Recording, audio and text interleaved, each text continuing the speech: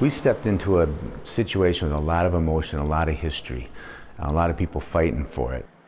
Given that, people were just wonderful. Forget the stone, forget the beautiful, the beautiful church aspect of it. If I was to sit down and design an art school, it would be this layout. Roughly 40 by 100, tall ceilings, north light, 2 floors, and then set it on Observation Hill overlooking the harbor and put murals on the ceiling and stone on the facade, and that's all icing. But it really is ideal.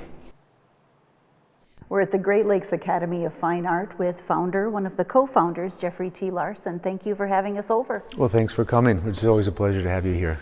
So you are where in the first class here at the Academy? Yeah, we're just finishing up our first year with our full-time students. We're going to have a full-time school eventually of about 20 people, and so we're going to accept 5 or 6 each year till we reach that. And it's a 4-year program, and so we're just wrapping up the first year of basic foundational drawing skills more than anything.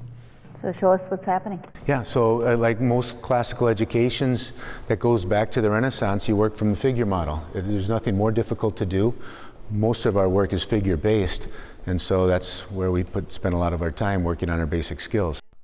As these students progress year by year, then it'll turn into oil painting, black and white oil painting, and then eventually limited palette and then full color figure work. And by that time, they're ready to graduate. When we were here 9 months ago, you talked about having too much light in this space. Correct. Yeah. So tell me how you've dealt with that. Well, we're still dealing with it. Actually, we've blocked off some of the light that comes in on the southeast side.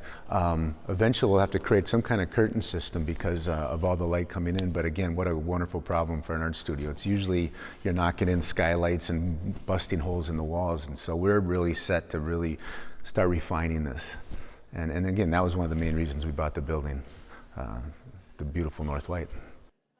So you have done something in the front here. Yes, yeah, well, we had, while it's wonderful to use natural light, every day is a little different, whether the sun's out or the clouds are out. And so behind here we have our cast room. So with that we have artificial controlled light so they can't come and say, well, it was darker yesterday. And I go, no, that was wrong, you fix that. Basically, we break it down into shapes, values, and edges. Being able to see 3-dimensional form, make that translation, and execute it on 2-dimensional paper. It's very hard at this last final stage to not start seeing it for what it is. It's like, okay, it's looking like a horse. I'm going to draw a horse now. When I squint down and look at this, the values seem to be working very well. If anything, I think the edges are probably the furthest behind right now. Especially some of the information in here is what's grabbing my attention. Sharp edges bring things forward. Soft edges tend to push things back. So we're starting to refine shapes and develop areas a little more accurately. And so I just come in and I kind of start pointing out areas that I see as incorrect and again, all in the effort to help train their eye and then kind of give them what's the next thing to go for. In here he's got it tonally a little too dark in relationship. So I'll just show him how you need to pick a little bit of light out of here. And as I'm doing that, I'm getting the shapes more correct.